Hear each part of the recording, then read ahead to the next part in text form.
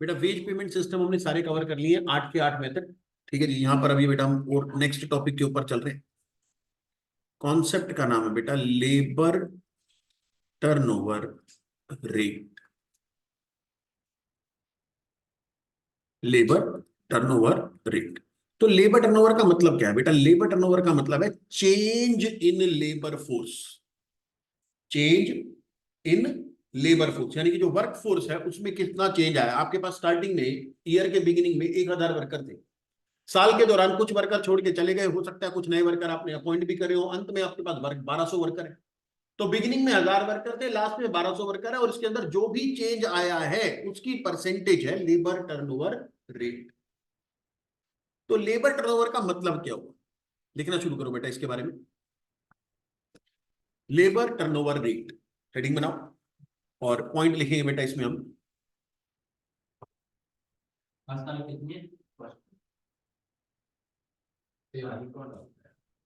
भाई याद रहता है।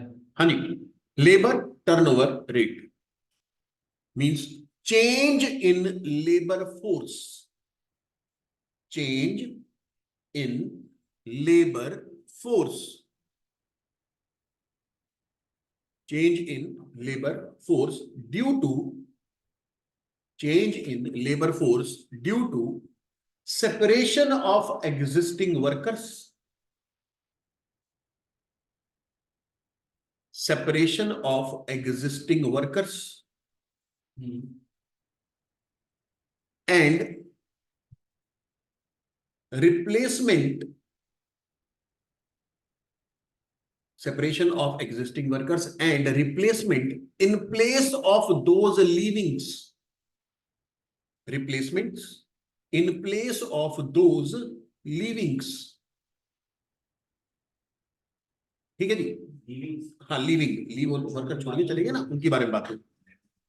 तो बेटा देखो लेबर टर्नओवर रेट का मतलब क्या है? आपकी लेबर फोर्स में जो भी चेंज आया वर्क पुराने वर्कर्स के छोड़ के जाने की वजह से, और उनकी जगह पर जो नए वर्कर आए हैं उनके आने की वजह, उनकी जगह पर जो छोड़ के चले गए। आपके पास जो टोटल अपॉइंटमेंट होती है बेटा वो दो प्रकार की हो सकती है। ठीक है, उसके बाद में लिखते, पहले काम करो, इसी के आगे लिखना शुरू करते। Following are following are the costs and losses, following are the costs and losses due to labor turnover, costs and losses due to labor turnover।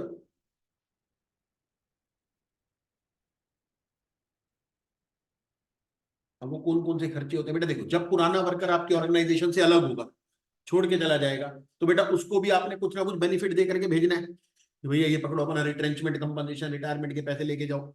तो जो जो पैसे आप वर्कर के अलग होने की वजह से देने वाले, वो भी आपको खर्चा देना पड़ेगा लेबर टर्नओवर की वजह से।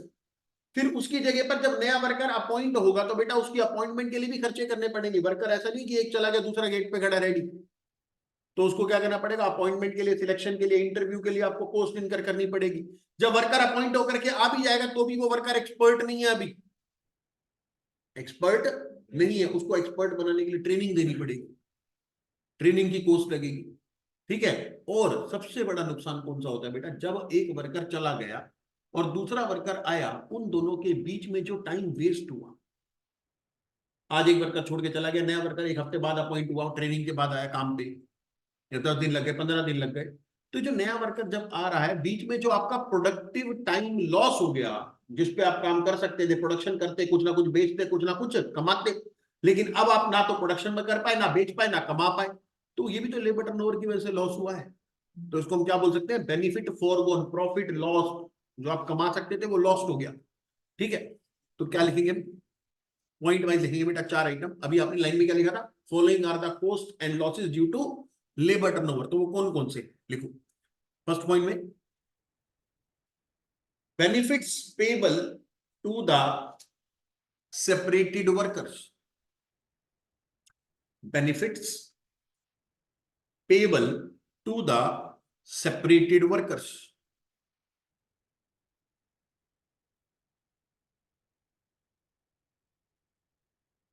दूसरा, सेपरेटेड वर्कर्स के बाद बेटा दूसरा, selection and interview cost. Selection and interview cost. तीसरा ट्रेनिंग कोस्ट।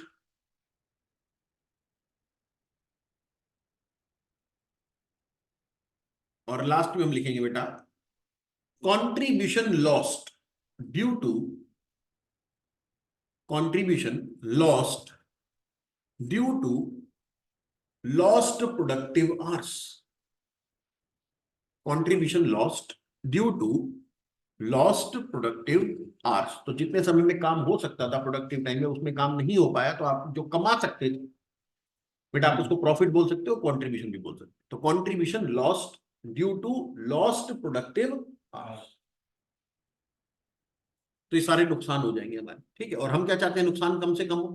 तो बेटा अगर आप नुकसान कम चाहते हो लेबर टर्नओवर की वजह से, तो लेबर टर्नओवर कम होना चाहिए ना, यानी कि वर्कर्स में चेंज कम होना चाहिए। आपके जो पुराने वर्कर है वो आपके साथ जुड़े रहे, उनकी जगह आपको नए वर्कर अपॉइंट ना करके लाने पड़े, तब तो फायदा है। पुराने वर्कर जाते जा रहे, नए वर्कर आते जा रहे, इसमें नुकसान ही होगा। और हम नहीं चाहते हैं नुकसान बढ़े, तो हम चाहते हैं कि लेबर टर्नओवर रेट भी कंपनी का क्या रहे, कम से कम रहे। जब बेटा आपने ऊपर सीखा कि लेबर टर्नओवर का मतलब होता है वर्कर के आने और जाने की वजह से जो चेंज आया, तो वर्कर जो छोड़ के चले गए वो तो क्या हो गए, सेपरेटेड। और उनकी जगह पर जो नए वर्कर आ गए उनको हम क्या बोलते हैं, उनकी जगह पर, वो है रिप्लेसमेंट। लेकिन कुछ ऐसे वर्कर भी तो हो सकते हैं जिनके लिए नई जगह क्रिएट की गई होगी, नई वैकेंसीज क्रिएट हुई। क्यों? क्योंकि बिजनेस एक्सपेंड हो रहा है, बिजनेस ग्रो कर रहा है, बिजनेस ग्रो कर रहा है, तो नए वर्कर चाहिए। चाहे वर्कर पुराने वाले नहीं भी छोड़ के जाएंगे तो भी आपको एडिशनल वर्कफोर्स चाहिए।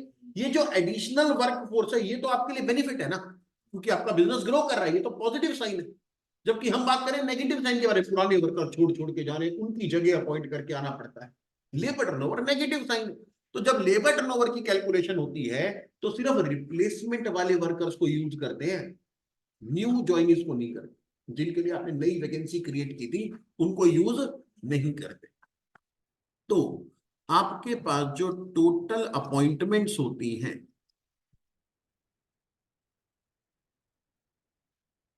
उसमें दो टाइप के वर्कर हो सकते हैं। कौन कौन से वर्कर होते हैं बेटा टोटल अपॉइंटमेंट्स के अंदर? एक तो होते हैं रिप्लेसमेंट वाले, और दूसरे होते हैं बेटा न्यू रिक्रूट्स।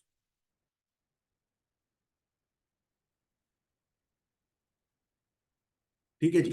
इनके लिए बेटा फ्रेश स्पेस आपने क्रिएट करा है, और जो रिप्लेसमेंट वाले वो कौन से वर्कर होते हैं, जो पुराने वर्कर्स की जगह पर आए इन प्लेस ऑफ सेपरेशन।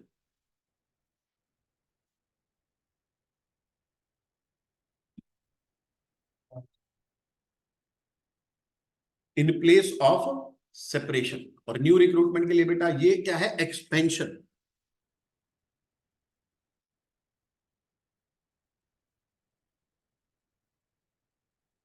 ये एक्सपेंशन की वजह से आ रहे हैं, तो दोनों में फर्क है। अच्छा बेटा लेबर टर्नओवर रेट, रेट मतलब परसेंटेज। जब ये परसेंटेज आप कैलकुलेट करोगे तो आप तीन तरीके से कैलकुलेट कर सकते हो। लेबर में आने वाले चेंज को हम तीन तरीके से कैलकुलेट कर सकते हैं। पहला मेथड, चलो methods of computing, for computing labour turnover rate. तो बेटा हमारे पास पहला मेथड है separation method. Separation method.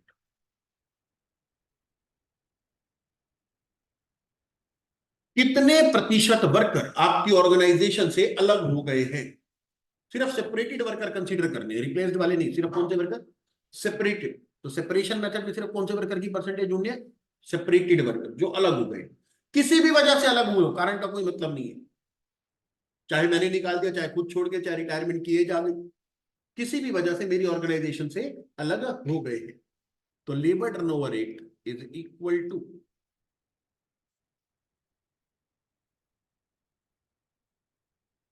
Number of workers separated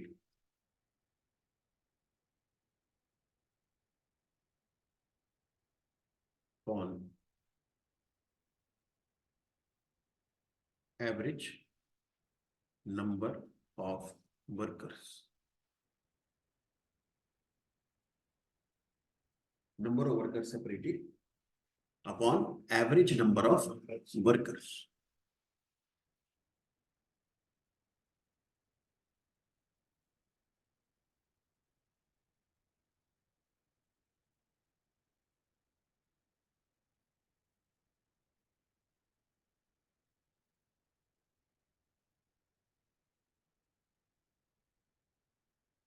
और ये एवरेज नंबर ऑफ वर्कर कैसे, नंबर ऑफ वर्कर सेपरेटेड में तो बेटा वो सभी वर्कर होंगे जो आपकी ऑर्गेनाइजेशन से अलग हुए। एवरेज नंबर ऑफ वर्कर्स में क्या होगा, स्टार्टिंग में आपके पास साल की शुरुआत में आपके पास 1000 वर्कर थे, अंत में आपके पास 1200 वर्कर है, तो इन दोनों की एवरेज कर दो। तो एवरेज नंबर ऑफ वर्कर्स के लिए बेटा तारा बना देते हैं। तो number of workers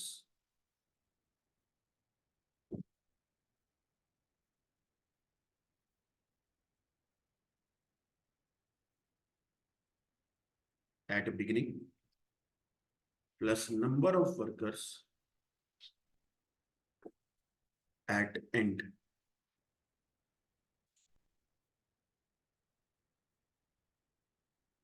average sorry upon two, average number of workers हम ढूंढ ही रहे।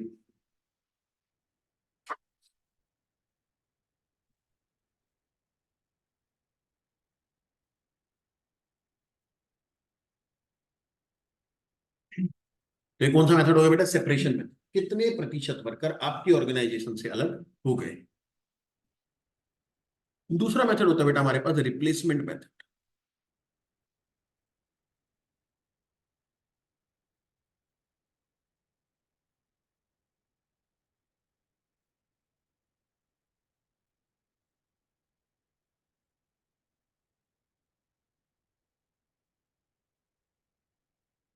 लेबर टर्नओवर रेट, यहां पर बेटा केवल वो वर्कर्स आएंगे जो रिप्लेसमेंट में, जिनको रिप्लेस किया गया।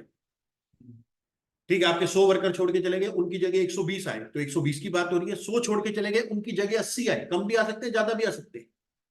ठीक है जी, 80 वर्कर है, तो जो रिप्लेस हो गए सिर्फ उन्हीं की बात होगी। तो लेबर टर्नओवर रेट यानी कि number of workers replaced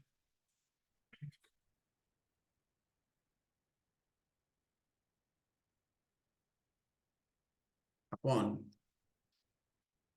average number of workers.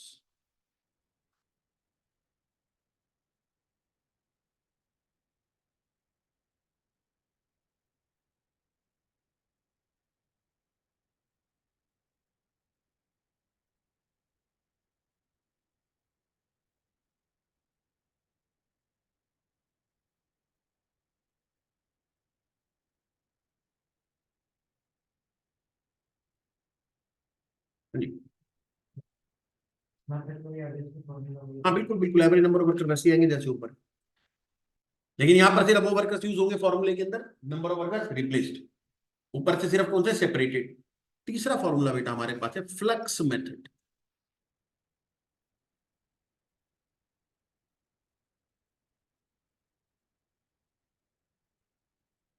Flux method बेटा, फ्लक्स मेथड मतलब इसमें दोनों चीजें एक साथ यूज होंगी, सेपरेटेड वर्कर जो छोड़ के चले गए और उनकी जगह दो जो रिप्लेस्ड वर्कर आगे वो भी। तो labour turnover rate is equal to separations, कितने वर्कर सेपरेट हुए, प्लस रिप्लेसमेंट, उनकी जगह पर कितने वर्कर आ गए, upon average number of workers.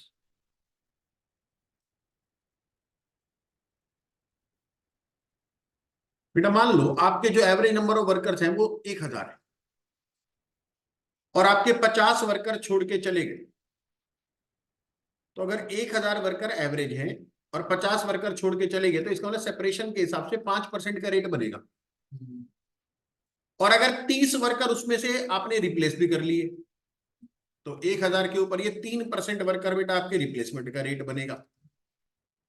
और जब आप फ्लक्स में आओगे तो 50 रिप्लेसमेंट भी लेने हैं, सेपरेशन वाले भी लेने हैं, और 30 रिप्लेसमेंट वाले भी लेने हैं, और डिवाइडेड बाय 1000 करना है, यानी कि इसका आंसर कितना बनेगा। तो अगर आपके पास सेपरेशन का आंसर और रिप्लेसमेंट का आंसर हो, तो दोनों को ऐड करके फ्लक्स का आंसर बन जाएगा, कोई दिक्कत नहीं है उसके अंदर। तो 3 तरीके से बेटा आप लेबर टर्नओवर रेट कैलकुलेट कर सकते हो। हम अपने फॉर्मूले में एक्सपेंशन वाले वर्कर्स को यूज नहीं करते, कहीं पर भी लिखा है एक्सपेंशन नहीं, बताया था मैंने, टोटल अपॉइंटमेंट के अंदर 2 टाइप के वर्कर हो सकते हैं, रिप्लेसमेंट वाले वर्कर भी हो सकते हैं और एक्सपेंशन वाले वर्कर भी हो सकते हैं, लेकिन एक्सपेंशन वाले वर्कर्स को आप यूज नहीं कर सकते, नहीं करते नॉर्मली। लेकिन कई बार ना सवाल खुद से चीख चीख के ऐसा डेटा देगा जिसके अंदर तुमको दिखते समझ में आ जाएगा इसमें से एक्सपेंशन वाले वर्कर उसने यूज किए हुए हैं, तो फिर हम करेंगे। हम अपने आप से नहीं करने वाले, लेकिन क्वेश्चन का डेटा आपको कंपेल कर सकता है कि करो, तो जब क्वेश्चन बोलेगा तो हम करेंगे। ठीक है, नॉर्मली हमने नहीं करना। जरा एक सवाल देखते हैं बेटा लेबर टर्नओवर रेट की कैलकुलेशन। सवाल नंबर 24।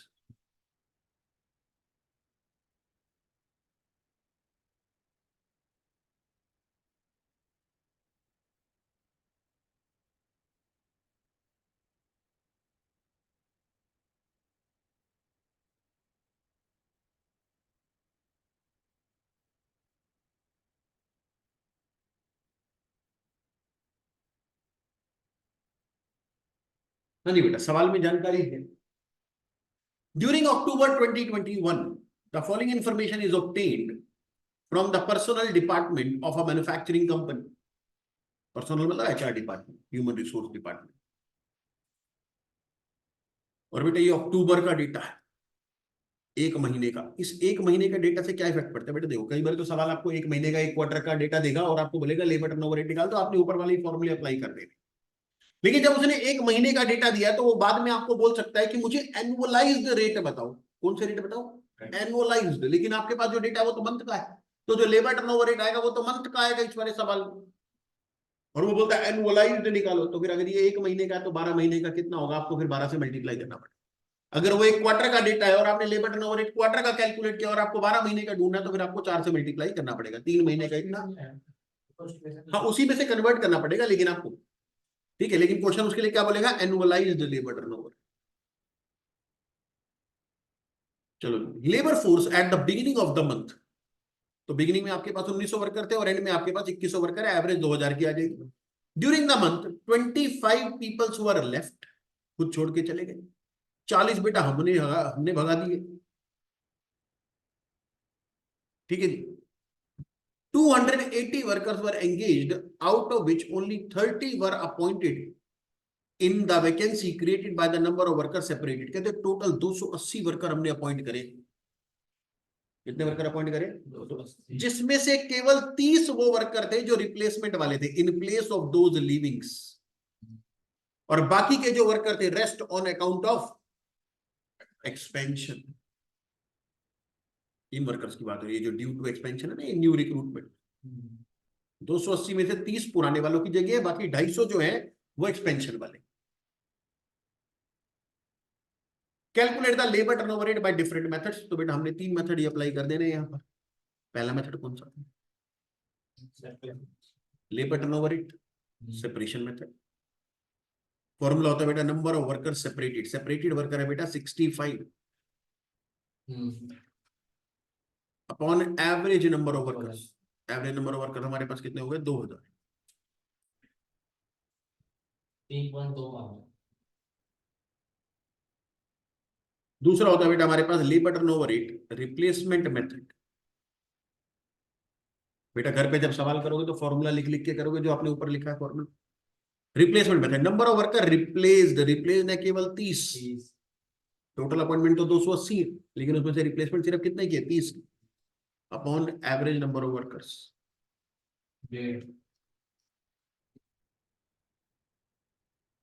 और तीसरा होगा बेटा हमारे पास labour turnover rate flux method. आप उसके अंदर इन दोनों को ऐड करके 4.75 निकाल सकते हो, या फिर आप लिखो number of worker separated plus number of worker replaced upon average number of workers.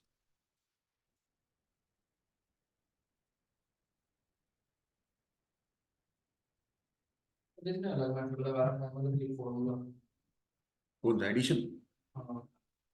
Total addition लगाना नहीं अपने आप से। नहीं फ्लक्स में उसने दूसरा माध्यम लगा रखा है, बल्कि सॉल्यूशन उसका अलग है।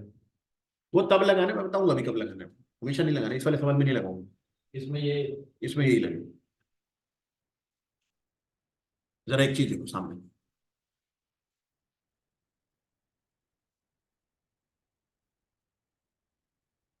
हमारे पास बेटा वर्कर्स के हमने बेटा लेबर टर्नओवर रेट कैलकुलेट कर लिए।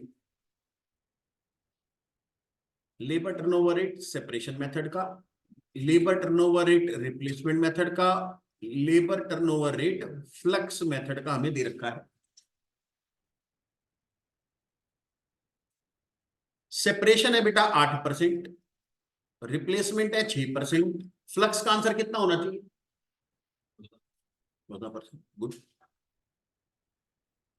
होना ही चाहिए। हमारे पास बेटा क्वेश्चन ने बता दिया कि नंबर ऑफ वर्कर्स जो रिप्लेस्ड है, रिप्लेस्ड वर्कर्स कितने हैं वो हमारे को क्वेश्चन ने बता दिया, वो है 30। ठीक है जी। क्वेश्चन आपसे मांग रहा है find number of workers separated कितने हैं,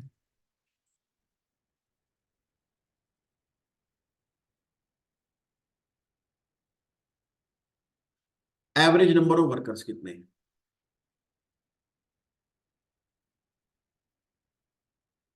चलो बता सकते हो, और ये भी बता देना टोटल अपॉइंटमेंट कितनी है। एवरेज नंबर ऑफ वर्कर्स कितने हैं,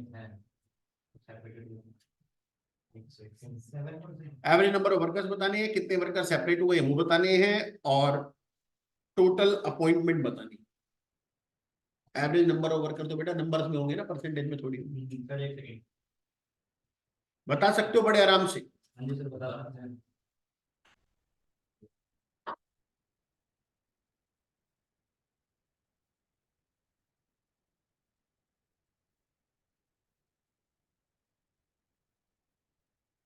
चौदह को आएंगे टोटल, तो 14 को 8%, 112 सेपरेशन है।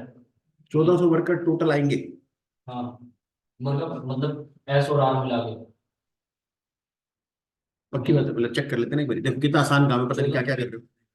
बेटा तुम्हारे को रिप्लेस्ड वर्कर्स की संख्या बताई गई है, तुम्हारे को लेबर टर्नओवर रेट का रिप्लेसमेंट मेथड का आंसर भी बताया गया है। क्या फॉर्मूला होता है लेबर टर्नओवर का। अच्छा रिप्लेस अगर लेबर टर्नओवर रिप्लेस्ड वर्कर का के हिसाब, रिप्लेसमेंट के हिसाब से फॉर्मूला होता है नंबर ऑफ वर्कर रिप्लेस्ड, यानी कि नंबर ऑफ रिप्लेसमेंट्स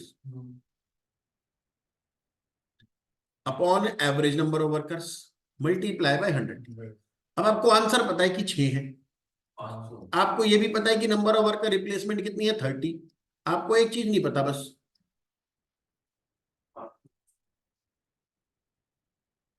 तो यहां से बेटा एवरेज आ जाएगी ना। हाँ 3000 डिवाइडेड बाय 6। तो पहले तो बेटा एवरेज नंबर ऑफ वर्कर्स तो आपके पास हो गए 500। अब इस एवरेज नंबर ऑफ वर्कर से मैं सेपरेटेड वर्कर भी ढूंढ सकता हूं, मुझे लेबर टर्नओवर रेट सेपरेशन का भी आंसर पता है। Labour turnover rate separation method का फॉर्मूला होता है बेटा नंबर ऑफ सेपरेशंस, कितने वर्कर आपकी ऑर्गेनाइजेशन से अलग हुए, number of separations upon average number of workers multiply by 100। अब बेटा आपको सेपरेशन का आंसर पता है 8, हाँ आपको नंबर ऑफ सेपरेशंस नहीं पता। मैं इसको एस से डिनोट कर देता हूँ सेपरेशंस को। एवरेज नंबर ऑफ वर्कर आपको पता है 500 मल्टीप्लाई बाय 100। तो बेटा आपके पास सेपरेटेड वर्कर्स आ जाएंगे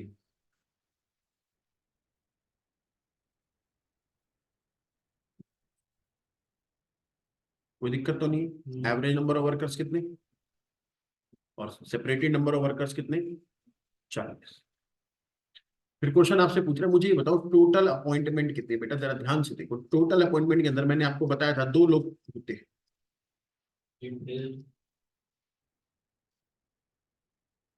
एक तो होते हैं रिप्लेसमेंट वाले, एक्सपेंशन वाले। रिप्लेसमेंट तो क्वेश्चन ने आपको बता ही दिए थे 30,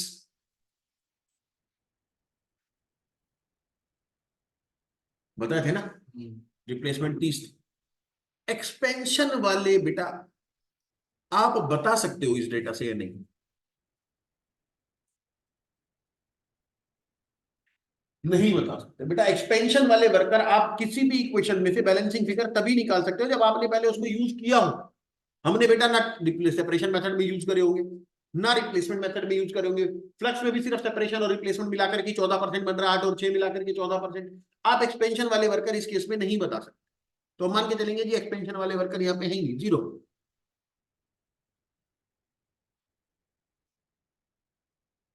या फिर आप लिख दो एन, तो इसका मतलब टोटल अपॉइंटमेंट कितनी हो जाएगी, तो ढूंढ ही नहीं पाओगे आप यहाँ पर। क्यों नहीं ढूंढ सकते? क्योंकि एक्सपेंशन नहीं ढूंढ सकते, इसलिए टोटल अपॉइंटमेंट बताना आपके लिए पॉसिबल नहीं है। और टोटल अपॉइंटमेंट अगर बतानी भी है तो वो किसके बराबर रखनी पड़ेगी? रिप्लेसमेंट के बराबर रखनी पड़ेगी, क्योंकि एक्सपेंशन नहीं है। ठीक है जी, इतनी बात समझ में आती? बेटा अगर मैं इस सवाल का डेटा बदलूं,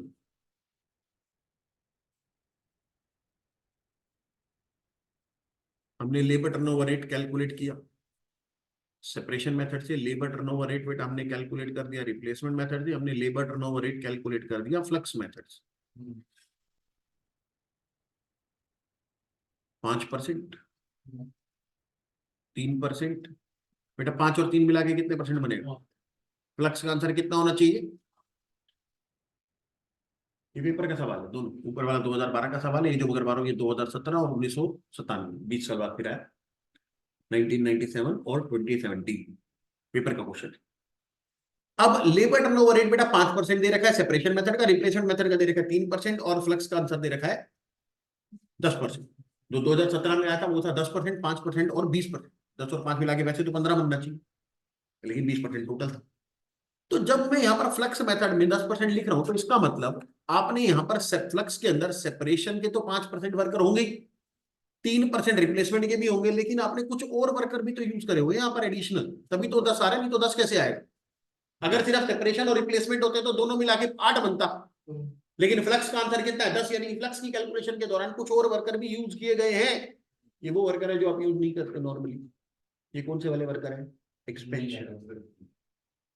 ये एक्सपेंशन वाले वर्कर है, क्योंकि सेपरेशन वाले आपने यूज कर लिए, रिप्लेसमेंट वाले भी कर लिए, लेकिन सेपरेशन और रिप्लेसमेंट मिला के तो 8 बनता है। आंसर दे रखा है फ्लक्स का कितना? 10।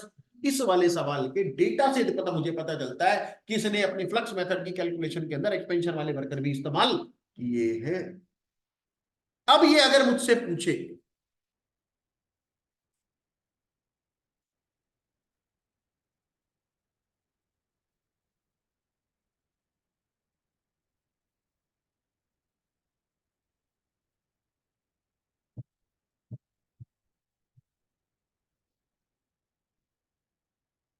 नंबर ऑफ रिप्लेसमेंट बेटा अगर मेरे पास 30% है, 30 है, अब आप मुझे बताओ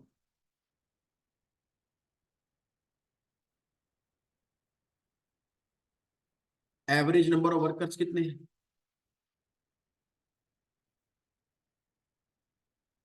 और सेपरेटेड वर्कर्स कितने हैं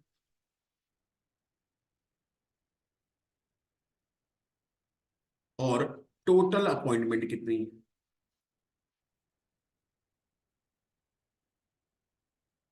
ये बेटा 1997 का एग्जाम का क्वेश्चन। अब तुम एक काम करो, बिल्कुल पीछे वाले सवाल के डेटा ही दे रहे लगभग लगभग, है ना? अब एक काम करो, पहले पहले एवरेज नंबर ऑफ वर्कर और सेपरेटेड वर्कर बताओ। 600 एवरेज। रिप्लेसमेंट कितने? 5। रिप्लेसमेंट का आंसर है 5%। 600 एवरेज। बेटा सबसे पहले, क्योंकि मेरे पास रिप्लेसमेंट नंबर के वर्कर दे रखे और मेरे पास रिप्लेसमेंट का आंसर भी है, तो मैं लेबर टर्नओवर रेट का फॉर्मूला यूज कर लूंगा। बेटा labour turnover rate replacement method formula होता है नंबर ऑफ वर्कर रिप्लेस्ड, कितने वर्कर अलग हुए, upon average number of workers.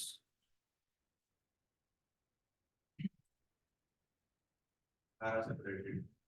अच्छा है। हाँ सही है, सही है। सही है। रिप्लेसमेंट का बेटा आपको आंसर दे रखा है 5, कितने वर्कर रिप्लेस हुए वो आपको पता है 30 अपॉन एवरेज। तो बेटा एवरेज नंबर ऑफ वर्कर्स हमारे पास आ जाएंगे 3000/5।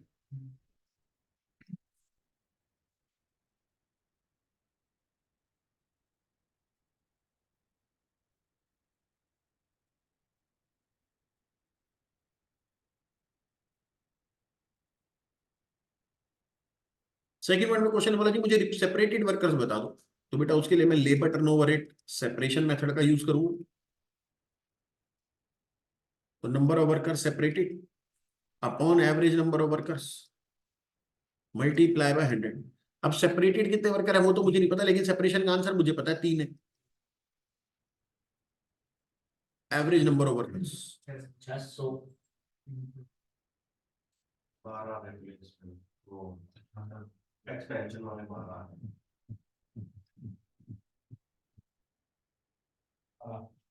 तो बेटा सेपरेशन हमारे पास आ जाएगी 18। 18।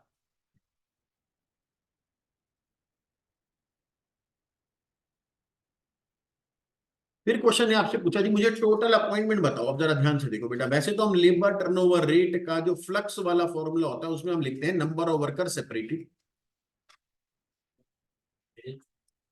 फिर हम लिखते हैं रिप्लेस्ड। लेकिन इस वाले फॉर्मूले में सिर्फ इतनी सी बात नहीं है, यहां पर कुछ एक्स्ट्रा भी है। सर वो एक्स्ट्रा है हमें कैसे पता चलता है? सर 5 और 3 मिला के कितना होना चाहिए था, 8 लेकिन कितना है? 10। इसका मतलब कुछ ना कुछ और आइटम ऐड की हुई है, और वो जो कुछ ना कुछ और वाली जो आइटम है वो कौन से वाले वर्कर हो गए? एक्सपेंशन। रिप्लेसमेंट और एक्सपेंशन को ऐड करके मैं टोटल अपॉइंटमेंट बोल सकता हूं कि नहीं? रिप्लेसमेंट को और एक्सपेंशन को ऐड करके हाँ। टोटल अपॉइंटमेंट के ही तो दो हिस्से होते थे। हाँ तो रिप्लेसमेंट और एक्सपेंशन को ऐड करके हम क्या बोल सकते हैं? Total appointment. तो separation plus replacement plus expansion upon average number of workers 200। Into 100। तो आपके पास बेटा सेपरेटेड वर्कर्स तो है 18, अभी अभी कैलकुलेट करें आपने, प्लस मैं लिख रहा हूं total appointments upon average number of workers 600 multiply by 100, और आंसर है बेटा इसका 10। तो बेटा ये हो जाएगा 60 माइनस 18 टोटल अपॉइंटमेंट। 42। इस टोटल 42 के अंदर बेटा दो हिस्से, replace replacement and expansion. Replaced worker कितने हैं बेटा? 30। और एक्सपेंशन वाले कितने वर्कर है? ठीक है, इसको नोट करो बेटा।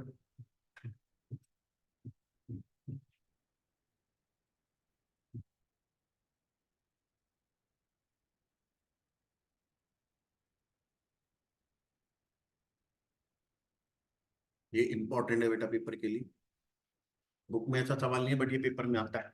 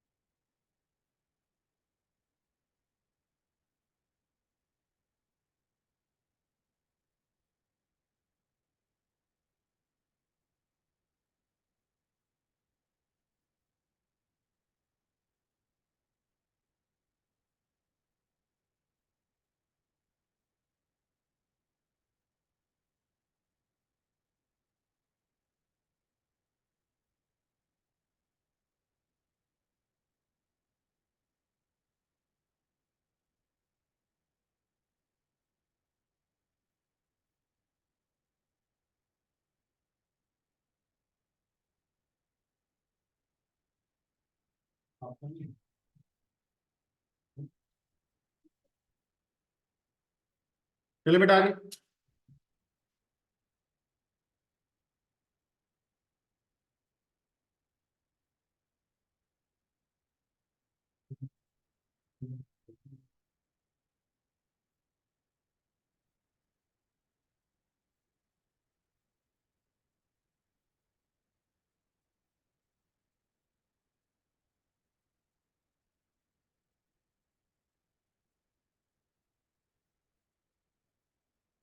बेटे इस सवाल को ध्यान से समझना है।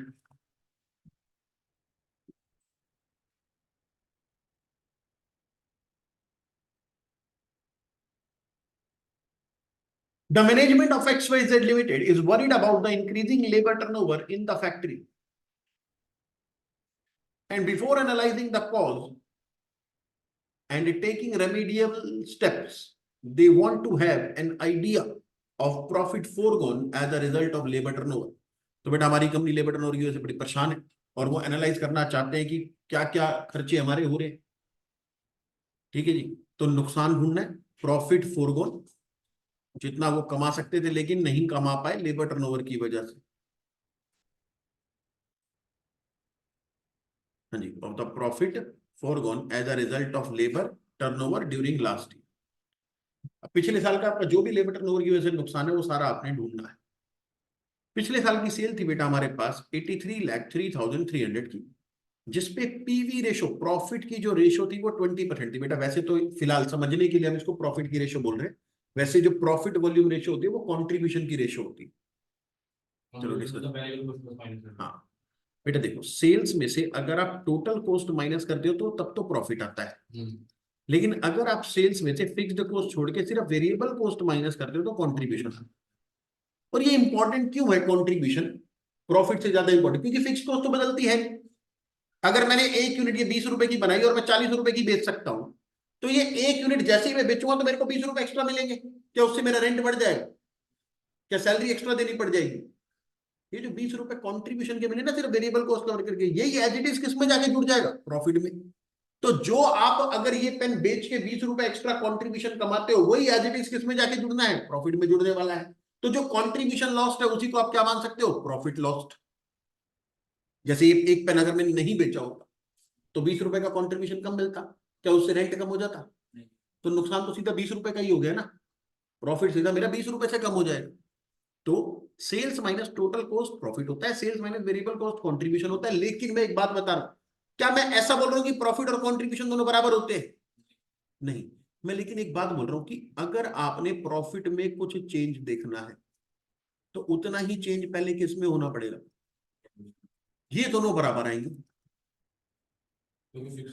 देखो मान लो आप बेटा 10,000 की सेल करते थे और वेरिएबल कॉस्ट होते वो तो सेल के ऊपर डिपेंडेंट होती, क्योंकि वो प्रोडक्शन के साथ साथ चलती है। मान लेते वेरिएबल कॉस्ट 60% है, तो वेरिएबल कॉस्ट हो गई 6,000, तो मेरे पास कंट्रीब्यूशन कितना बच गया? मान लेते हैं फिक्स्ड कॉस्ट है 2,000 की, ये सब हटा दूंगा मैं भी। प्रॉफिट कितना आ जाएगा बेटा? 2,000, ये प्रॉफिट था। ओके, अब क्या हुआ, सेल बढ़ गई 1,000 से 11,000। वेरिएबल कॉस्ट अभी 60% के हिसाब से कितनी लगेगी? 6600। कॉन्ट्रीब्यूशन कितने का आ गया? 4,400। मान लेते हैं बेटा आप यहाँ पर 1,000 यूनिट बेच रहे थे 10 रुपए के हिसाब से, यहाँ पर आप 1,100 यूनिट बेच रहे हो 10 रुपए के हिसाब से। ठीक है जी। और वेरिएबल कॉस्ट जो लगती है वो एक यूनिट की 6 रुपए पे 6 हिसाब से लगती है, तो 1,000 पे पहले 6 रुपए के हिसाब से 6,000 लग रहे थे, अब 1,100 पे 6 रुपए के हिसाब से 6600 लगेंगे। कॉन्ट्रीब्यूशन आ गया 4,400। क्या फिक्स कॉस्ट बढ़ जाएगी? नहीं, फिक्स कॉस्ट तो सर वहीं के वहीं रहेगी 2,000, तो प्रॉफिट मेरा बढ़ के अब कितना हो गया? 2,400। क्या कंट्रीब्यूशन और प्रॉफिट दोनों बराबर हैं? नो। लेकिन बेटा अगर मैं दोनों का चेंज चेक करूं, जितने से कंट्रीब्यूशन बढ़ा उतने से ही प्रॉफिट बढ़ा है, तो इसलिए मैंने ऊपर क्या लिखा? Change in profit is equal to change in contribution होता है। तो जो ऊपर आपको प्रॉफिट वॉल्यूम रेशो लिख करके दिया ना, पीवी रेशो, ये वाली, ये कंट्रीब्यूशन की रेशो होती है। लेकिन आप मान के चल सकते हो कि अगर आपने 20% के हिसाब से जो कंट्रीब्यूशन कमा सकते थे और आपने नहीं कमाया, वही आपका प्रॉफिट भी लॉस हो गया। समझ में आ गई बात?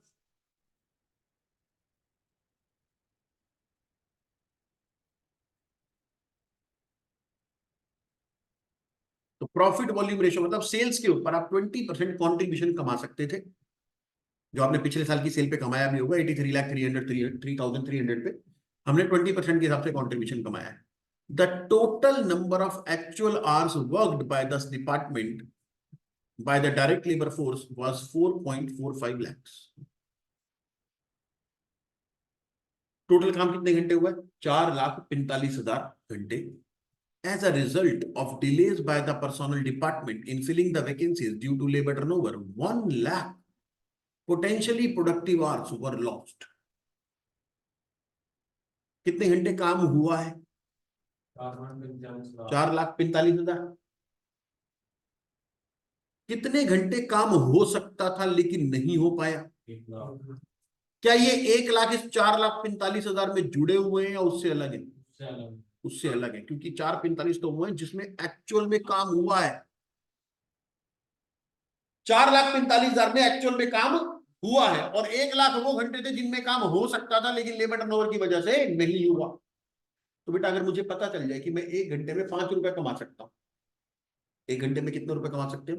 मान के चल रहे 1 घंटे में 5 रुपए कमा सकते हैं, और 1 लाख घंटे भी अगर काम हो जाता तो मैं 5 रुपए के हिसाब से 5 लाख रुपए कमा लेता, लेकिन मैं नहीं कमा पाया। तो आपको ढूंढना पड़ेगा कि आप पर घंटे में क्या कमा सकते थे, तभी आपको पता चलेगा कि उस 1 लाख घंटे में आपने क्या गवाया है। ठीक है जी, क्वेश्चन ने आपको आगे बताया द एक्चुअल, ध्यान से पढ़ना, the actual direct labor hours included 30,000 hours attributable to training new recruits. The actual direct labor hours, तो जो एक्चुअल ऊपर 4,45 है ना, इसकी बात हो रही है। तो जो एक्चुअल में 4,45,000 घंटे आपने काम करा है, इसमें से 30,000 घंटे ऐसे हैं जिसमें आप वर्कर को ट्रेनिंग दे रहे थे। इस 4,45 में से 30,000 घंटे ऐसे हैं जिसमें आप वर्कर को क्या दे रहे थे? ट्रेनिंग। और इस 30,000 में से out of which half of the hours were unproductive, जिसमें काम नहीं हुआ। 30,000 घंटों में से आधा समय यानी कि 15,000 घंटे ऐसे थे जिसमें काम नहीं हुआ। देखो जो आपको एक्चुअल आवर्स दे रखे हैं, एक्चुअल वर्किंग आवर्स, बेटा वो है 4,45,000, ये वाले। इसमें से 30,000 घंटे ट्रेनिंग वाले हैं जिसका आधा नॉन प्रोडक्टिव है, जिसमें काम नहीं हो रहा था। तो टोटल मशीनों पे वर्कर तो 4,45,000 घंटों के लिए खड़े हैं, लेकिन उसमें से 15,000 घंटे नॉन प्रोडक्टिव थे। क्या ये नॉन प्रोडक्टिव कैलकुलेशन समझ में आ रही है बेटा? नॉन प्रोडक्टिव 30,000 घंटे वर्कर ट्रेनिंग पे थे जिसमें से आधा टाइम उन्होंने काम नहीं किया, यानी कि 15,000 घंटे जो इस 4,45 में जुड़े हुए हैं उसमें काम ही नहीं हुआ। जब काम ही नहीं हुआ तो प्रोडक्शन नहीं हुई, प्रोडक्शन नहीं हुई तो वो सेल्स भी नहीं हुई, यानी कि उसमें प्रॉफिट भी नहीं कमाया। तो टोटल जो काम हुआ है एक्चुअल में, जो प्रोडक्टिव टाइम है बेटा, वो है 4,30,000 घंटे।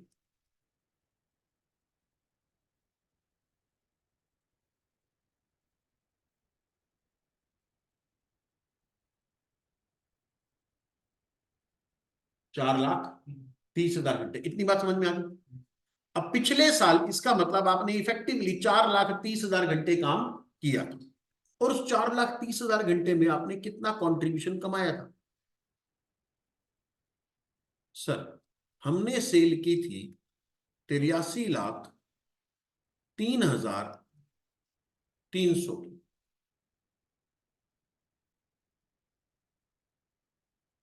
देखा, ये हमने सेल की थी, और इस सेल के ऊपर हमने कंट्रीब्यूशन कितना कमाया होगा? 20%। प्रॉफिट वॉल्यूम रेशियो क्वेश्चन ने आपको बताई।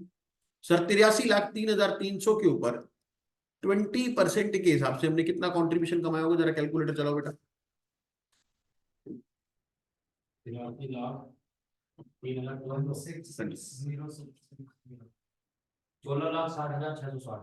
16,60,660।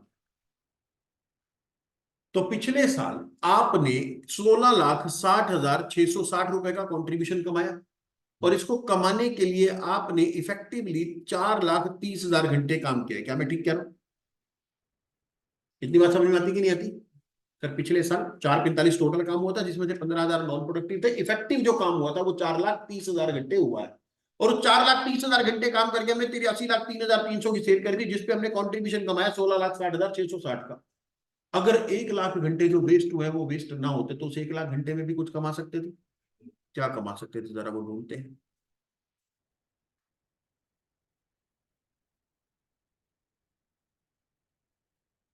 सर 16,60,660 रुपए कमाए हैं 4,30,000 घंटे काम करके। तो 1 लाख घंटे काम करके क्या कमा सकते थे।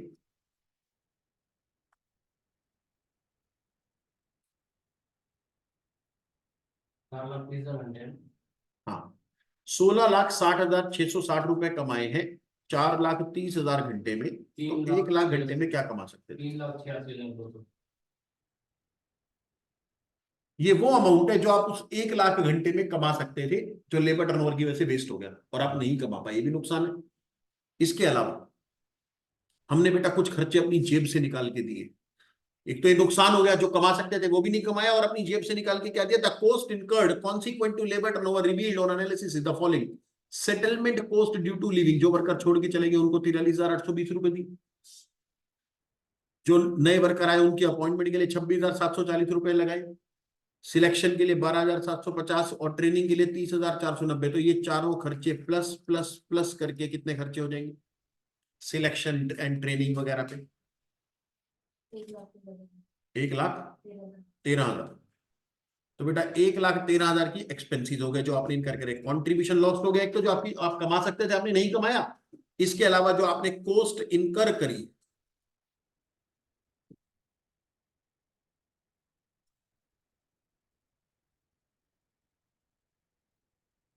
1,13,000, 13,800। हाँ, 13,800। तो बेटा 3,86,200 वो है जो आप कमा सकते थे लेकिन आपने नहीं कमाया लेबर टर्नओवर की वजह से, और लेबर टर्नओवर की वजह से आपने अपनी जेब से निकाल के 1,13,800 रुपए खर्च कर दिए। तो टोटल नुकसान आपका कितना हो गया।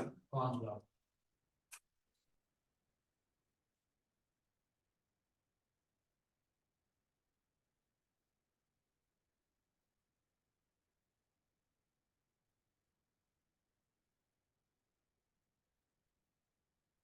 तो total loss due to labour turnover. बात समझ में आएगी। बेटे इस सवाल को फिर से देखो एक बार। क्वेश्चन ने आपको बताया था कि पिछले साल आपने 4,45,000 घंटे काम किया था, हम्म। जिसमें से 30,000 घंटे ट्रेनिंग वाले थे और उसका आधा टाइम में काम नहीं हो पाया। इसका मतलब इफेक्टिवली 4,30,000 घंटे काम हुआ, और इस 4,30,000 घंटे काम करके आपने माल बनाया और उसको बेचा। 83,03,300 की आपने सेल करी, जिसके ऊपर 20% आपका कॉन्ट्रीब्यूशन था, जो कि आया था 16,60,660 रुपए। तो सीधी सी बात ये हो गई, आपने 4,30,000 घंटे काम करके 16,60,660 कमाए थे। अगर आप 1 लाख घंटे और काम कर लेते तो आप कुछ और भी कमाते। तो कितना कमा लेते हमने वो भी ढूंढ लिया। 3,86,200। 3,86,200। इसके अलावा क्वेश्चन ने आपको चार खर्चे बताए कि पुराने वर्कर चले गए, नए वर्कर को सिलेक्शन इंटरव्यू अपॉइंटमेंट की खर्चे लगाने पड़े, उनकी ट्रेनिंग का खर्चा लगाना पड़ा, सब मिला के बन गया 1,13,800। तो 3,86,200 वो है जो आप कमा सकते थे लेकिन आपने नहीं कमाया, और 1,13,800 वो है जो आपने अपनी जेब से निकाल के दिया। तो दोनों नुकसान मिला के हो गए 5 लाख रुपए। तो ये आ गया जी total loss due to labour turnover. इसको नोट करें अपनी नोटबुक के अंदर।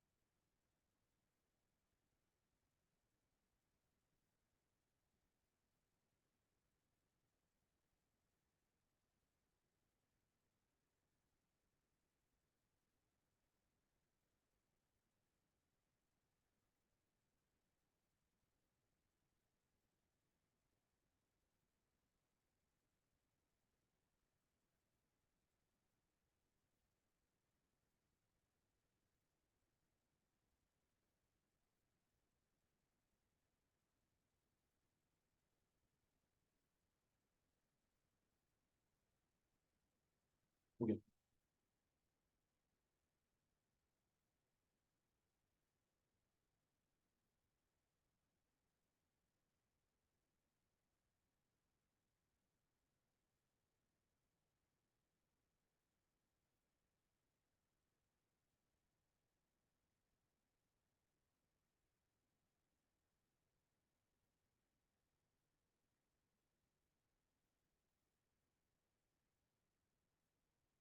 चलो बेटा आगे।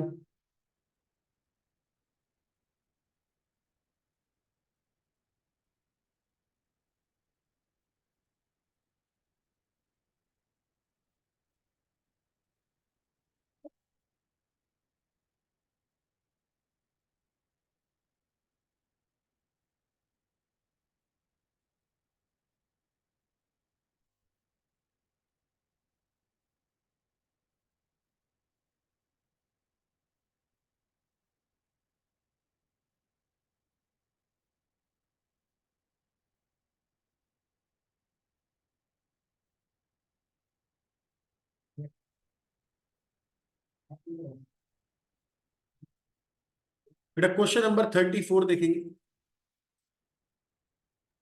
उसका लेबर टर्नओवर से कोई लेना देना नहीं बेटा, क्वेश्चन का वेजेस की कैलकुलेशन का क्वेश्चन है।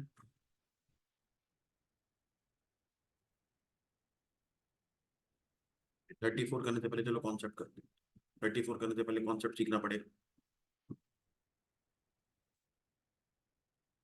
Treatment of over time wages, over time premium. Over time क्या होता है बेटा? 40 वो तो शॉर्ट फॉर्म होगा। वर्किंग डेज के अलावा मतलब वर्किंग आवर्स के ऊपर काम करते हैं, वर्किंग डेज के अलावा अगर छुट्टी वाले दिन आते फिर तो हॉलीडे वेज होते थे। तो treatment of over time premium, तो ओवर टाइम का मतलब होता है जब आप वर्कर से बेटा नॉर्मल टाइम के अलावा एक्स्ट्रा टाइम रुकवा करके उससे काम करवा रहे हैं, ठीक है। और जब वो नॉर्मल टाइम में काम करता है तो उसको जो वेजेस मिलते हैं वो तो मिलते हैं नॉर्मल रेट से। लेकिन जब आप वर्कर को ओवर टाइम में रुकवा के काम करवाते हो, एक्स्ट्रा टाइम में रुकवाते हो, तो वो वेजेस भी एक्स्ट्रा मांगता है। तो जो एक्स्ट्रा वेजेस आपको देने पड़ रहे हैं एक्स्ट्रा नॉर्मल वाले के अलावा, उसको बोलते हैं प्रीमियम। मान लो वर्कर का 1 घंटे का नॉर्मल रेट 10 रुपए,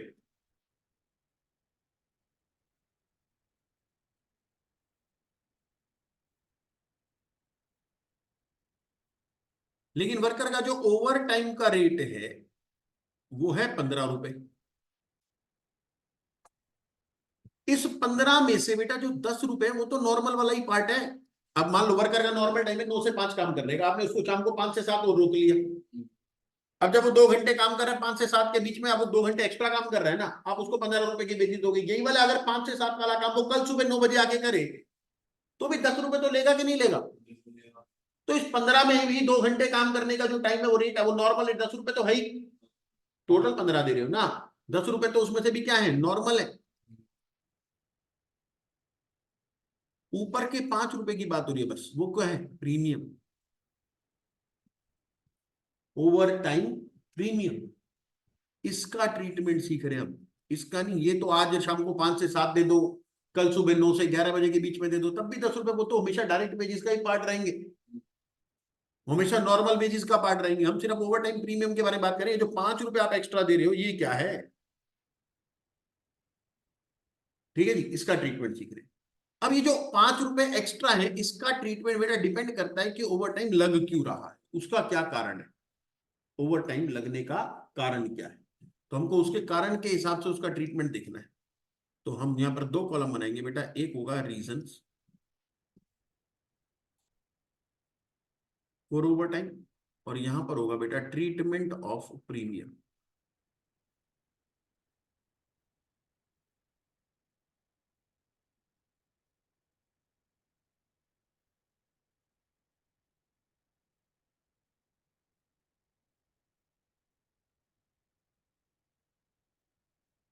तो reason for overtime and treatment of premium. तो बेटा पहला कारण जो ओवर टाइम का हो सकता है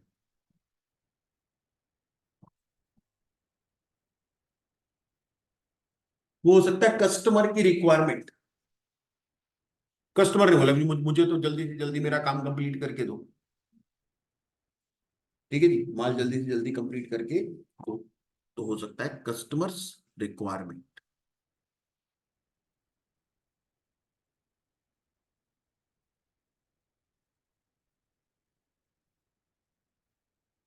कस्टमर्स रिक्वायरमेंट, बेटा कस्टमर की रिक्वायरमेंट अगर है कि भैया ये वाला काम आपको जल्दी से जल्दी कंप्लीट करना है, चाहे किसी भी कीमत पे करना पड़े, तो ठीक है, हम उसको बोलेंगे भाई कीमत भर दे, और कीमत में जो ओवर टाइम प्रीमियम लगे वो भी भरवा लेंगे उससे।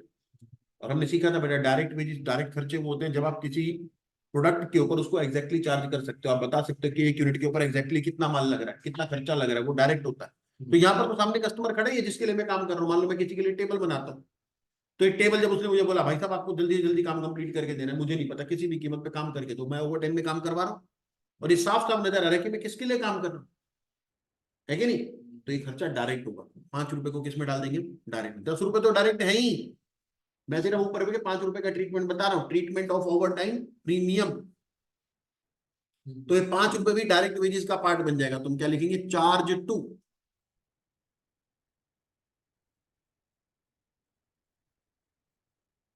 Cost of production, charge to cost of production as direct wages.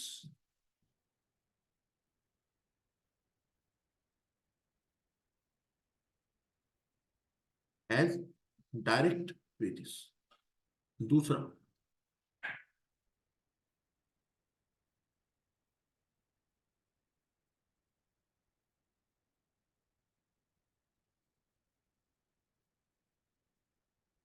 बेटा हमने अपने वर्कर्स को टारगेट दे रखे जी, एक दिन में 1,000 यूनिट बनानी बनानी है, हफ्ते में 5,000 यूनिट बनानी बनानी है, और वर्कर उस टारगेट को पूरा करने के लिए लगा हुआ है। ठीक है, अब मान लो वो पेन बनाता है, मार्कर बनाता है, 9 से 5 जब उसका नॉर्मल टाइम था तब भी उसने पेन बनाए, 5 से 7 जब उसका ओवर टाइम चला था तब भी उसने पेन बनाए, सारे के सारे पेन सेम है। 5 से 7 जब बना रहा होगा तो वेजेस कितने ले रहा होगा, 15 रुपए एक घंटे के। 9 से 5 जब काम कर रहा होगा तो कितने रुपए ले रहा होगा, 10 रुपए एक घंटे के। तो जब कोई कस्टमर मेरे पास पेन लेने आया तो मैं उससे पूछूं कि भाई साहब 9 से 5 वाला पेन चाहिए या 5 से 7 के वाला, या सारे पेन एक ही कीमत पे होने चाहिए। तो आपको क्या करना पड़ेगा, बेशक से ओवर टाइम 5 से 7 के बीच में लग रहा है, लेकिन आपको बांटना हर प्रोडक्ट के ऊपर पड़ेगा। ठीक है, और जब आप किसी खर्चे को स्पेसिफिकली चार्ज नहीं करते, एवरेज आउट करने की कोशिश करते, तो वो खर्चा इनडायरेक्ट होता है। कौन सा होता है, इनडायरेक्ट। जब आप एवरेज करते हो तो यहाँ पर जो ऊपर के 5 रुपए का प्रीमियम है, ये अभी भी कॉस्ट ऑफ प्रोडक्शन का पार्ट है, क्योंकि खर्चा जब मैं भर रहा हूँ तो मेरी कॉस्ट में तो जुड़ेगा ही जुड़ेगा। कॉस्ट ऑफ प्रोडक्शन का पार्ट अभी भी है, लेकिन अभी ये डायरेक्ट कॉस्ट नहीं है। अभी कौन सी कॉस्ट बनेगी, इनडायरेक्ट। लेकिन अभी भी ये जो आपने ऊपर लिखा हुआ है, charge to cost of production as indirect wages. Indirect wages मतलब कहां पर जाएंगे बेटा, फैक्ट्री ओवरहेड्स में। फैक्ट्री के इनडायरेक्ट खर्चे होते हैं ना, फैक्ट्री में लग रहा है ये खर्चा, तो इसको बोलते हैं फैक्ट्री ओवरहेड्स। तो charge to cost of production as indirect wages, that is factory overhead. तो मटेरियल का खर्चा लगेगा डायरेक्ट वाला, लेबर का खर्चा लगेगा डायरेक्ट वाला, उसके अलावा फैक्ट्री में लगने वाले इनडायरेक्ट खर्चे। तो कस्टमर की रिक्वायरमेंट हो सकती है, या फिर एम्प्लॉयर ने कोई ना कोई टारगेट दे रखे हो सकते हैं। ऐसा भी हो सकता है कि हमारे पास कैपेसिटी कम थी, शॉर्टेज ऑफ कैपेसिटी। देखो जरा ध्यान से सुनो, मान लो बेटा हमारे एक प्रोडक्ट की डिमांड मार्केट में 1 लाख यूनिट्स की है पूरे साल में, और मेरे पास जो मशीनें हैं बेटा वो 4 मशीनें हैं, ये 4 वर्कर है। 5वां वर्कर मैं अपॉइंट नहीं कर सकता, जगह नहीं है उससे काम करवाने की। 4 ही वर्कर एक बारी में काम कर सकते हैं। तो टोटल कैपेसिटी 4 वर्कर की है, 4 मैन मेरे पास है, 4 वर्कर लिख देता हूं बल्कि मशीन की जगह, 4 वर्कर मेरे पास है। और हर वर्कर अगर पूरा साल काम करता है नॉर्मल टाइम के अंदर अपने, तो वो 20,000 यूनिट बना सकता है। इसका मतलब बेटा मेरे पास जो अवेलेबिलिटी है वो तो सिर्फ कितने की है, जबकि मार्केट में डिमांड कितने की है। क्या मैं मार्केट डिमांड पूरी सेटिस्फाई कर पा रहा हूँ, क्योंकि मेरे पास कैपेसिटी नहीं है उसकी प्रोडक्शन की। अब मैंने अपने वर्कर्स को बोला देखो तुम ना रोज 8-8 घंटे काम करते हो सारे, अगर तुम सारे 2-2 घंटे एक्स्ट्रा काम करो ना, तो 4 वर्कर मिलके एक वर्कर की आउटपुट पूरी बना सकते हो। क्या मैं ठीक कह रहा हूँ, एक वर्कर 2 घंटे काम करेगा तो 4 वर्कर के कितने घंटे हो गए? 8 घंटे हो गए। 8 घंटे को वो सारे मिलाकर के 20,000 यूनिट और बना देंगे। तो अब जो, क्योंकि मेरे पास कैपेसिटी कम है, तो मैंने अपने वर्कर्स को बोला कि तुम ना ओवर टाइम करो। और ओवर टाइम कैसे करो? हर रोज, अब तुम्हारा नॉर्मल टाइम ही 10 घंटे का है। ओवर टाइम तो नॉर्मली क्या होता है, कभी कभी रुकता है, कभी जरूरत पड़ेगी तो करवा लेंगे। आपने तो वर्करों क्या बोलते, तुमको तो पूरा साल ही अब कितने घंटे काम करना है?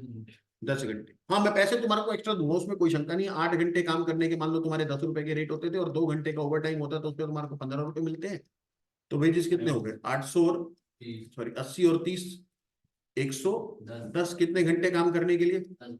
तो 1 घंटे का एवरेज रेट क्या मिल गया? तो मैंने तुम्हारे को 11 रुपए के हिसाब से रेट दे दिया। अब कल से तुम रोज 8 की जगह कितने घंटे काम करोगे? 10 घंटे। 11 रुपए तो रेट है। और रेट मैं तुम्हारे को कितना दूंगा? 10 रुपए, सॉरी 11 रुपए। पहले 10 रुपए का रेट मिलता था 8 घंटों पे, और 2 घंटों के लिए मैं क्या देता? 15 रुपए देता। अब तुम्हारा एवरेज रेट ही 11 कर दिया, काम खत्म। अब ये जो सिचुएशन है, क्या ये नॉर्मल सिचुएशन है कि नहीं? अब ये आगे से क्या हो जाएगा? नॉर्मल इवेंट हो जाएगा। अब ये रोज ऐसा होगा, कभी कभार नहीं, रोज। अब जब रोज ही ऐसा हो जाएगा, तो इसका मतलब मेरे वर्कर का वेज का रेट मैंने 10 रुपए की जगह बदल के कितना कर देना? 11 रुपए। तो इस टाइप के केस में हम क्या करते हैं, जब कैपेसिटी कम होती है, तो मैं अलग अलग वेजेस ढूंढता ही नहीं। 20 रुपए अलग, 30 रुपए अलग, 80 रुपए अलग, ये नहीं ढूंढने। सीधा कौन सा रेट ढूंढ लो, 11 रुपए का रेट आ गया, उसी के हिसाब से वर्कर को भेज देते हैं। और वो सारे के सारे डायरेक्ट है। तो अगर कैपेसिटी शॉर्ट है और आप वर्कर को क्या बोल रहे हो, कल से 8 घंटे की जगह कितने घंटे काम करना है? 10 घंटे काम करना है। तो उसके टोटल वेजेस को हम डायरेक्ट वेजेस में डाल देंगे। Charge to cost of production as a direct wages using single average rate. बेटा दोनों केसेस में मैंने डायरेक्ट वेजेस बताया, फर्स्ट वाले केस में भी और इस वाले केस में भी। लेकिन दोनों में फर्क है बेटा। ऊपर वाले केस में आपका ओवर टाइम प्रीमियम अलग से नजर आएगा 2 घंटे में। नीचे वाले केस में कोई ओवर टाइम प्रीमियम नजर ही नहीं आएगा। वहां पर तो सीधा क्या होगा, 10 घंटे के वेजेस 11 रुपए के हिसाब से। ऊपर वाले केस में क्या होगा, 8 घंटे 10 रुपए के हिसाब से, 2 घंटे 15 रुपए के हिसाब से। जबकि सी वाले पार्ट में क्या होगा, पूरे के पूरे 10 घंटे कौन से रेट के हिसाब से? 11 रुपए के। तो दोनों में प्रेजेंटेशन का फर्क है। हाँ, टोटल अमाउंट जाना कहां पर है? Direct wages. नॉर्मल वेजेस भी, प्रीमियम भी, दोनों के दोनों कहां पे चले जाएंगे? डायरेक्ट वेजेस के। ये 3 पॉइंट में से कहीं पर कोई दिक्कत? पहला क्या है, कस्टमर सामने खड़ा हुआ है, उसी कस्टमर से चार्ज कर लेंगे। कस्टमर सामने नहीं है, प्रोडक्ट बना रहे हो, तो बेटा प्रोडक्ट के ऊपर एवरेज आउट कर देंगे। तीसरा क्या होता है, कैपेसिटी कम है लेकिन आपने वर्कर से रोज ही काम करवाना है, तो आप एवरेज रेट निकाल लो, उस एवरेज रेट के हिसाब से चार्ज कर लो। सारा का सारा अमाउंट किसमें डाल देना? डायरेक्ट वेजेस में।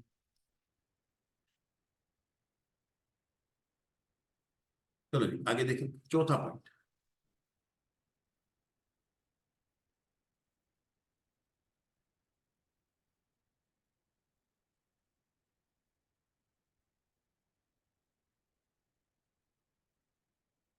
अब नॉर्मल रीजन, अब नॉर्मल,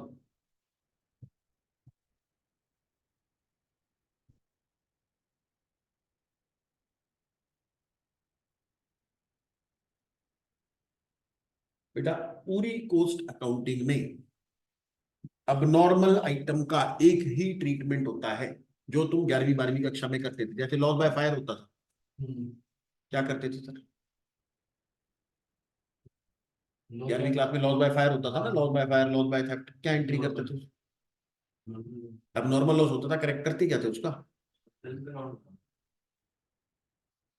पीएनएल से चार्ज करते थे, परचेजेस में से हटा देते थे और पीएनएल में डाल देते थे। पीएनएल में डालने का मतलब होता है बेटा, ऊपर से ट्रेडिंग में से हटाओ, पीएनएल में डालो। ट्रेडिंग से हटाने का पर्पस होता है ताकि वो कॉस्ट ऑफ प्रोडक्शन का पार्ट ना बने। और नुकसान तो लेकिन मेरा हुआ ही है, तो कहां से चार्ज कर देते थे? पीएनएल से चार्ज कर। सेम यहां पर, अब नॉर्मल खर्चे को आप कभी भी कॉस्ट ऑफ प्रोडक्शन का पार्ट नहीं बना सकते। तो यहां पर जैसे ऊपर वाले तीनों पॉइंट में आपने क्या लिखा है, charge to cost of production, charge to cost of production, charge to cost of production, यहां पे नहीं लिख सकते। अब normal item cost of production से चार्ज नहीं होती, वो पीएनएल से चार्ज होती है। तो ट्रीटमेंट में भी ये लिखेंगे, चार्ज टू कोस्टिंग पीएनएल, जैसे फाइनेंशियल अकाउंट्स में आप पीएनएल अकाउंट बनाते हो ना, कोस्ट अकाउंट में अपना पीएनएल होता है, कोस्टिंग पीएनएल।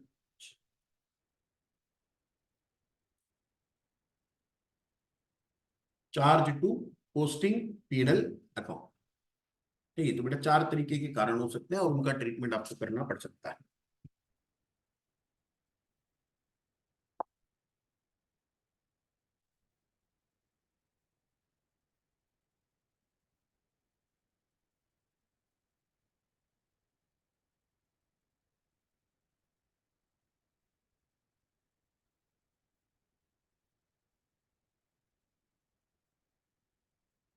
एक नोट लिखो बेटा इसके बाद।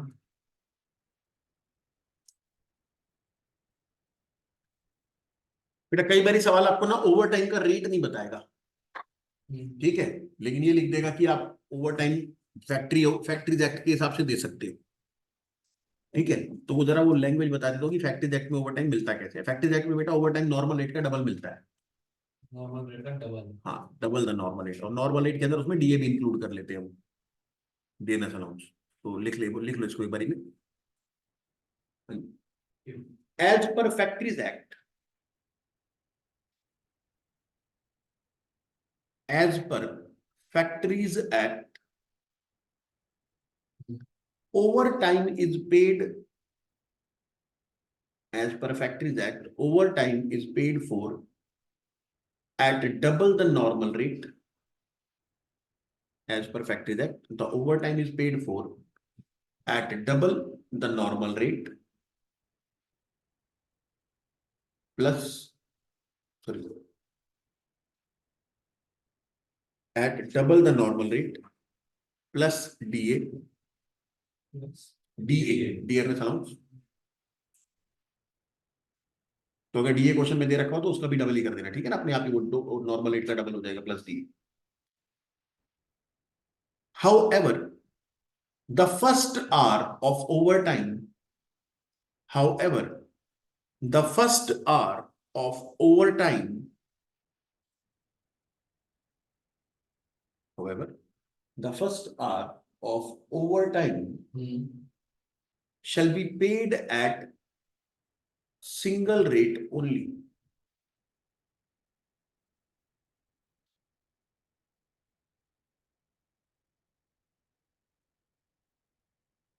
That is, no premium will be paid. That is, no premium will be paid for first hour of overtime. यानी कि अगर वर्कर ने सिर्फ 1 घंटा ओवर टाइम किया ना तो उसको सिंगल रेट ही मिलेगा, बेशक से है वो ओवर टाइम ही, लेकिन उसमें प्रीमियम नहीं मिलेगा। ओवर टाइम का प्रीमियम दूसरे घंटे से स्टार्ट होता है फैक्ट्रीज एक्ट। अच्छा, पहले घंटे का नॉर्मल रेट ये है। हाँ, तो अगर मान लो 9 से 5 की नौकरी और लेकिन वो 6 बजे जा रहा है तो 1 घंटे के वेजेस तो लेगा लेकिन प्रीमियम नहीं मिलेगा। 7वें घंटे में अगर 6 के बाद 1 घंटे और काम करता है, 10वां घंटा, तो उसके अंदर नॉर्मल रेट भी मिलेगा और प्रीमियम भी मिलेगा। 1 घंटे में ओवर टाइम वेजेस 2 घंटे के पूरे मिलेंगे लेकिन प्रीमियम सिर्फ 1 घंटे में मिलेगा।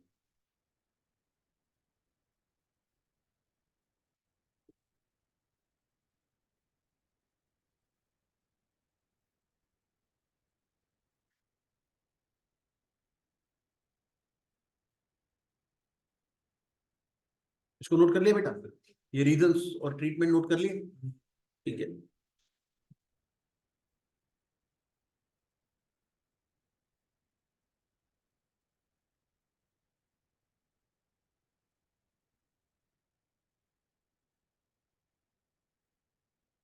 हाँ जी बेटा, सवाल को ध्यान से देखिए।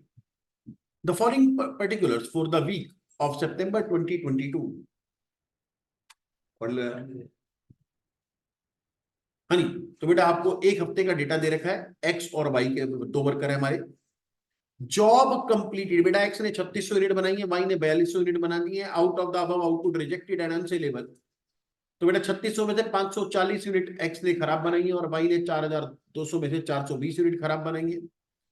टाइम अलाउड बेटा हमने दिया है 12 मिनट पर डजन।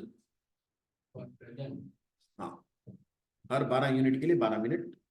और वाई को मिलता है बेटा 200 यूनिट के लिए 3 घंटे। बेसिक वेजेस का रेट है बेटा 5 रुपए और 6 रुपए। आर्स में जो इन्होंने काम किया है बेटा वो है 45 और 50। The normal working hours per week are fixed at 42 hours. तो एक हफ्ते में नॉर्मली बेटा आपको 42 आवर्स पे काम करना है। Bonus is paid at 2/3 of the basic wage rate for gross time work and gross output produced without deduction of rejected out.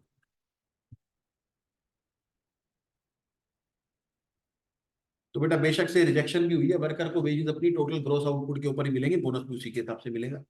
The rate of overtime for the first 4 hour is paid at time plus time rate यानी कि normal rate plus 1/3। तो पहले जो 4 घंटे होंगे over time के पूरे हफ्ते के अंदर, उसमें जो आपको रेट लगेगा बेटा नॉर्मल रेट प्लस 1/3 हो गया प्रीमियम। और बाकी के जो अगले 4 घंटे होंगे अगर वर्कर ने ओवर टाइम किया है, तो यानी कि एक हफ्ते में ज्यादा से ज्यादा वो 8 घंटे ही ओवर टाइम करेगा। पहले 4 घंटों में 1/3 का प्रीमियम है, दूसरे 4 घंटों के अंदर 1/2 का premium, time plus half 50% premium. From the above data calculate for each employed number of bonus hours and amount of bonus earned, total wages earned including basic wages, overtime premium and bonus, direct wages cost per 100 saleable unit। तो बेटा C point बाद में समझते हैं, पहले हमको ए और B के लिए हमको चाहिए टोटल वेजेस। टोटल वेजेस में 3 है, basic, bonus and premium overtime का। सही कह रहा हूं मैं? बेसिक वेजेस भी देने, बोनस भी देना है और ओवरटाइम प्रीमियम भी देना है। सबसे पहले ये देखो बेटा वर्कर ने कितने कितने घंटे काम किया है, वर्कर एक्स और वाई। 50।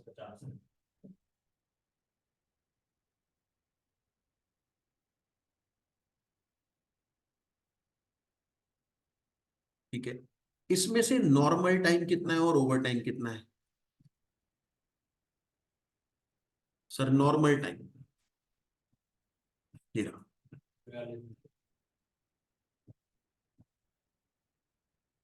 इसका मतलब बाकी का जो ऊपर के टाइम है बेटा वो क्या हो गया? Over time.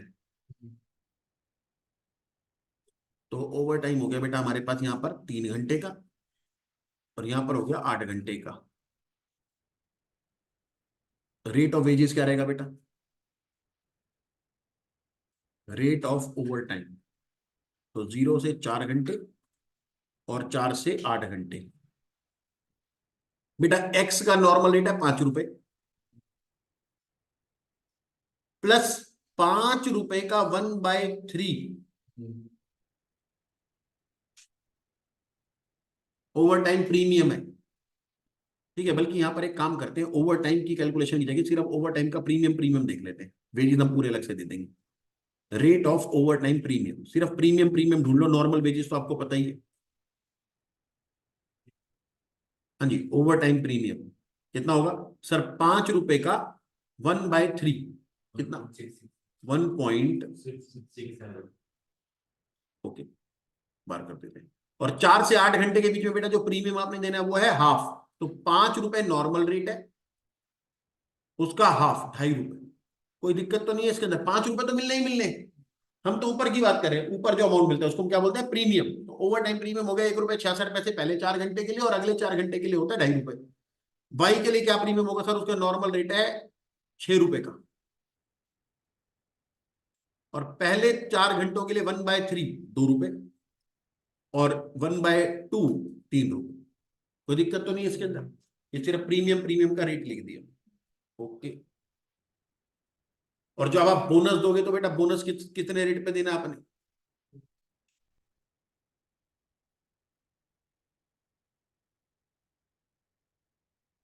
Bonus is paid at 2/3 of the basic wages rate for gross time work.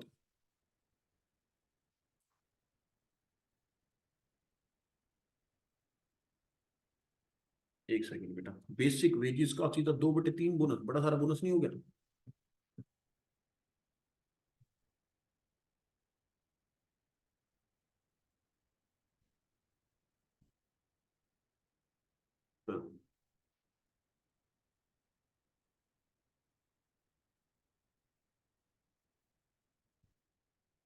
Time allowed, बेटा जो जो काम इन्होंने करा है, का टाइम अलाउड के बारे में हमको क्वेश्चन ने बताया था कि एक्स को जो हम टाइम देते हैं बेटा वो कितना देते हैं?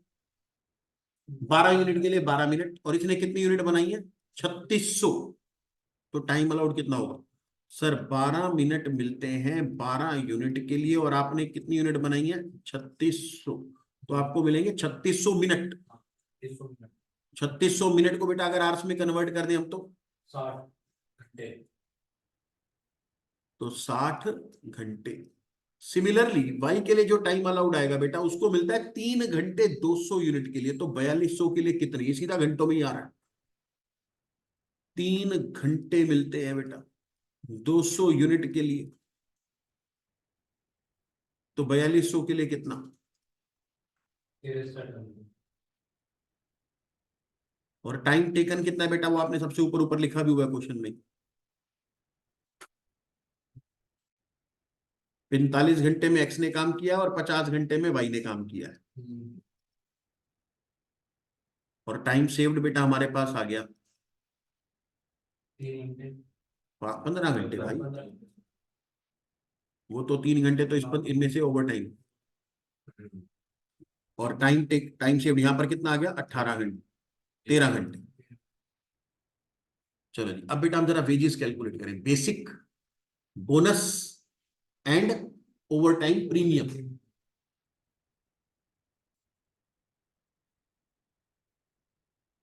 सर बेसिक वेजेस, जितने घंटे काम हुआ, काम करते पूरी पूरी कैलकुलेशन एक्स और वाई के हिसाब से कर लेते। तो एक्स के लिए टोटल वेजेस 45 घंटे बेटा उसने काम किया। हर घंटे का उसका नॉर्मल रेट है 5 रुपए।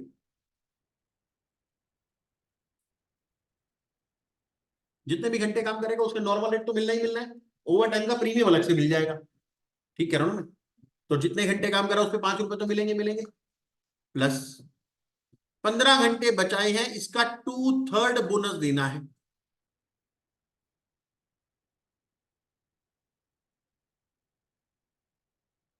2/3 यानी कि 10 घंटे का बोनस मिलेगा। किस रेट के हिसाब से? 5 रुपए के हिसाब से।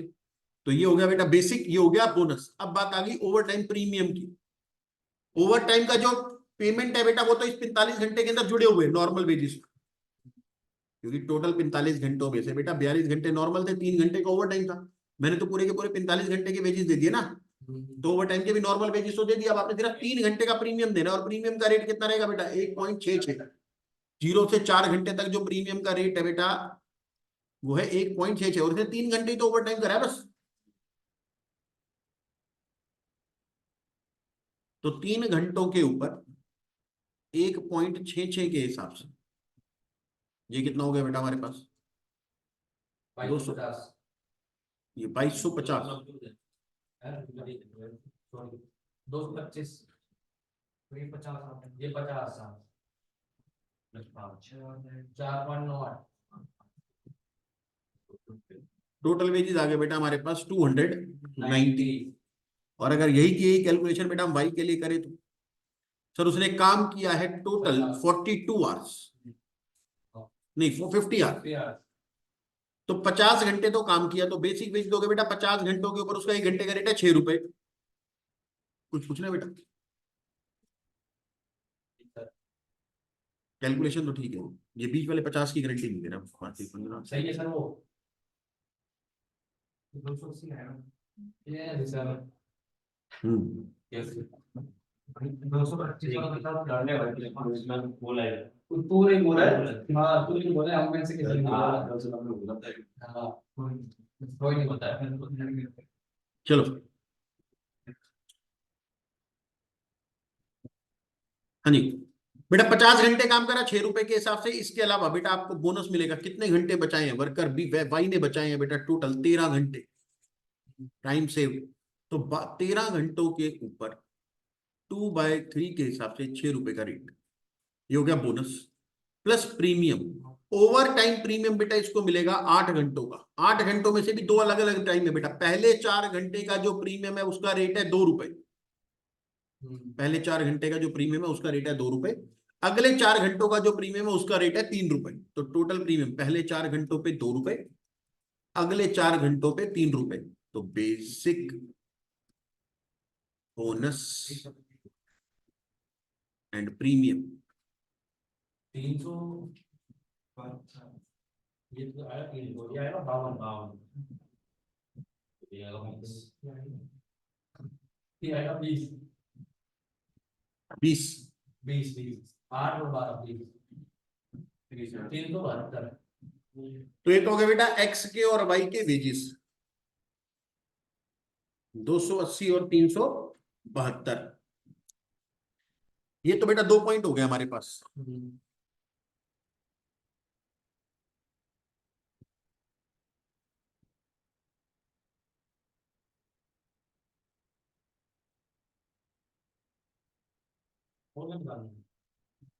एक चीज और निकाली थी ना, वो तो हमने बता दी।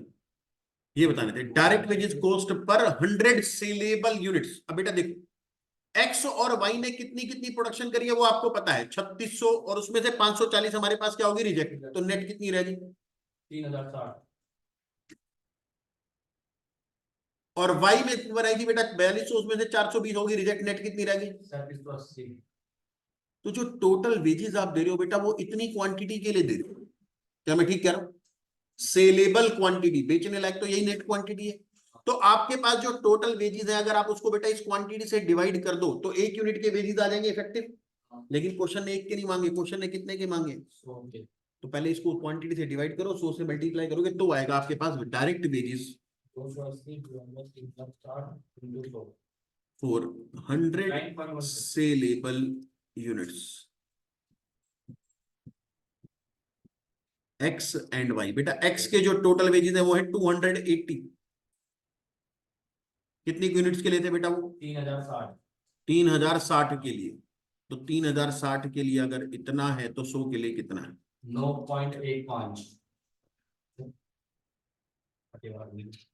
और वाई के जो वेजेस है बेटा वो है 372, जो कि है कितनी यूनिट्स के लिए, 3780 के लिए। तो 100 के लिए कितना, 9.84। तो बस बेटा ये हो गया अब हमारा सवाल समाप्त। जब उसने हमसे सी पॉइंट पूछा था, direct wages cost 400 saleable units 9.15 and 9.84। Okay. सवाल नंबर 35 घर से करने के लिए दिया था क्या, हाँ नहीं दिया था तो आज ले लो। कैसी बात करता है यार, नहीं दिया था भाई। अरे दिया था भाई, घर क्या हो तो पता होगा यार। इसमें टेबल गया भाई, देख रेगुलर एलसी में बढ़ती देख ये 30। बेटा 33, 34 और 35 ये सवाल आपने घर से करने हैं। कौन सर, 33, 34 और 35, और बीच में से 2 सवाल और करे थे ना अभी हमने लेबर टर्नओवर वाले, 34 34 35। हां 24 वाला नहीं है, 24 और 25, 24, 25, 33, 34 और 35।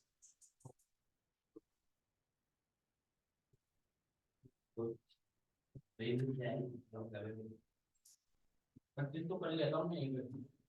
बेटा घर पे से भी करना है ना। हाँ। और 39, मैं तो 34 35।